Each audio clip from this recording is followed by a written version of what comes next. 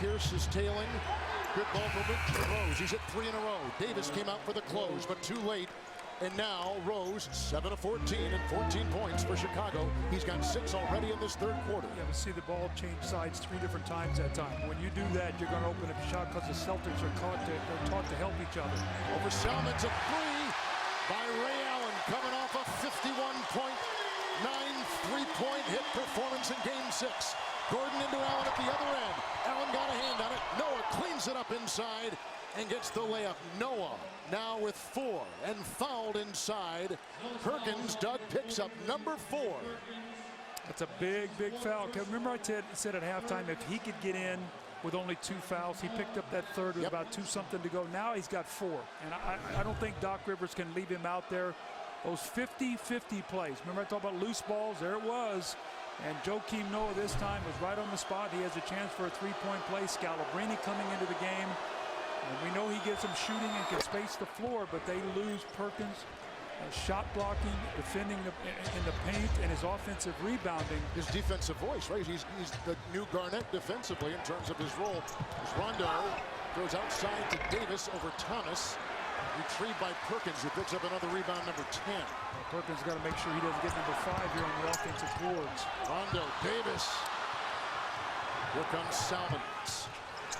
Ron Salmons, who played at the University of Miami. A 3 by Gordon, 2 converge. The missed 3. Pierce had it off his hands. One of those converging players was the defense of Ray Allen. 7-11 in the third.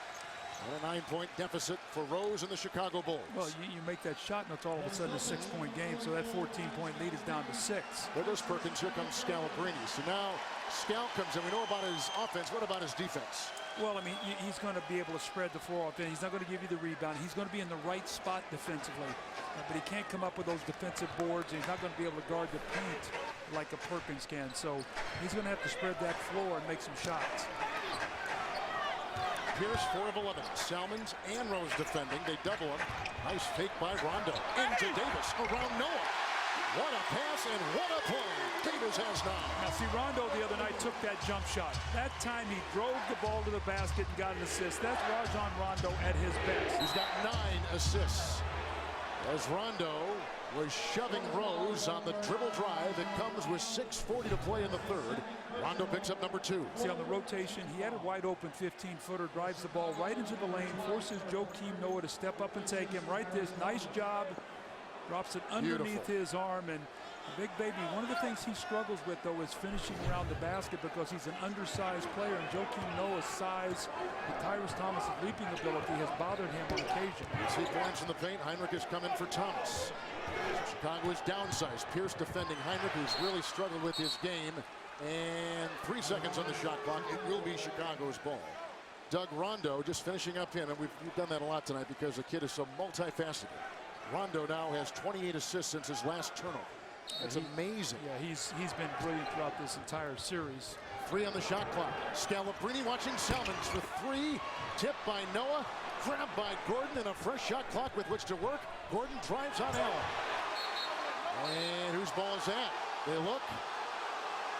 It'll be Chicago's ball. Gordon, maybe he feels he's lost a little bit of his touch. He's been taking it inside a little bit, maybe to manufacture something. Well, I think what's happened is they're so aware of him coming off those screens. They want him to put the ball down on the floor and have to create off the dribble, chase him off that 3-point line, and shoot contested 2s.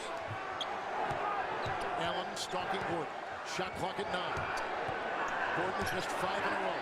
That's a bad possession, although it's going to probably lead to 2 fouls because Ray Allen fouled him reaching in, but that is not a good possession. When Chicago stands around and watches Ben Garden dribble the basketball like that, he's going to be rewarded because Ray Allen reached in and fouled him at the last moment. That is 2 fouls now on Ray Allen with his 14 points. Pierce has 11. Those are the only 2 players for Boston in double figures. Chicago's got 17 from Gordon and 14 from Rose. Rose has had a dynamite start to this third quarter. With a penalty at 6:05. Now for the Chicago Bulls, the one thing you don't want to do is Ben Gordon has been struggling to score, missed his last 5 shots. The problem you have is now you let him go to the free throw line and see the ball go in the basket. So that's the one thing you don't want to have to give him a layup or give him free throws. That basket starts to open up for you. Vinny Del Negro told us, Doug, before the game, he went back and watched Game 7. The Celtics played against Atlanta last year. Watched Game 7. They played against Cleveland last playoff season. And he said the game against Cleveland was a very close game. He said what he noticed was in that close game in the fourth quarter, all they did was post Garnett. How about that? Noah holding on. Rondo goes head over heels. And the discussion will ensue with our three officials and 5:57 to play here in the third.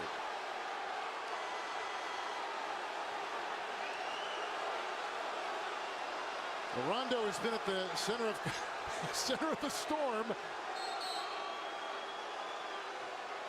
He has been at the center of the storm over the last 3 or 4 games. Noah has picked up his second personal foul, but this has characterized the last part of this series. Well, Joakim Noah just reaches out and takes Rondo down. It's going to be a 2-shot foul. They ruled it was not flagrant. Rondo on the floor there for a long time, and I think there might have been a technical foul called here or a timeout for somebody. I saw a timeout. Timeout by Boston, Doug. And we'll take a timeout as well as Rondo gathers himself. A dynamite Game 7 from Boston. The Chicago Bulls have led by as many as 9. The Boston Celtics have led by as many as 14. Ray Allen leads Boston with 14 points. Moving without the basketball. I'm sure Reggie Miller is watching this right now, one of the best in the game ever, and then popping out and shooting the three. Actually used his own man. Kendrick Perkins swung around, and Salmons was a little bit too late on that switch. And this is Ray Allen doing what he does best. This doesn't happen by accident. He's out here playing shooting games with the ball boys at 4:30 in the afternoon, only 3.5 hours before the game. So you young guys out there who wonder why this guy's such a great shooter, first of all, look at the smile on his face. He loves to play. He loves to be in the gym. He's a diligent worker. He's incredibly conditioned as an athlete. You can go on and on and on, but that's why Ray Allen's a champion. Rondo's first trip to the free throw line tonight. Miller has come in for Noah. Noah and Thomas are both on the Chicago bench. Perkins is on the Boston bench with 4 personals. Well, this is the lineup that caused Boston problems the other night. Vinny Del Negro went to a small lineup. Rose, Heinrich, Gordon, and Salmons is a 4 with Brad Miller out on the floor. And now let's see how they match up. Let's see who's going to be guarding. They're going to have Scalabrine guard Salmons. So let's keep our eye on that matchup to see if Salmons goes to work here. Rose has had a good start to this third quarter. Salmons, Scalabrine trying to guard. Rebound by Paul Pierce, number 5. Rondo the other way. Into Gordon. Banging into Miller. Rondo. So he got a tough foul by Miller that time. That one by Joakim Noah. The one on Joakim Noah, I looked over at Doc Rivers. He goes, that's not a flagrant foul. I mean, Doc knows. It is personal foul number 3 on Brad Miller. Let's see this one here. Looks like Brad Miller was coming in. It looked like Rondo sort of jumped him. He did hit him in the head. Let's take a look here.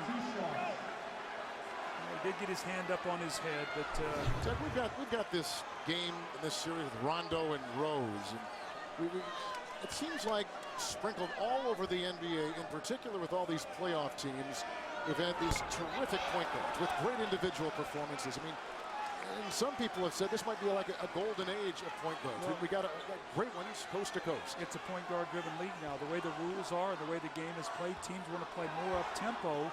Teams are too good defensively. They have you too well scouted. If you don't get easy baskets, it's tough to score in this league. Point guards pushing that ball, making plays. That's what we're seeing in the playoffs. That's what we always see with these great teams. Rose over Scalabrine on the defensive switch. Rose has got 16 points, 8 of 15.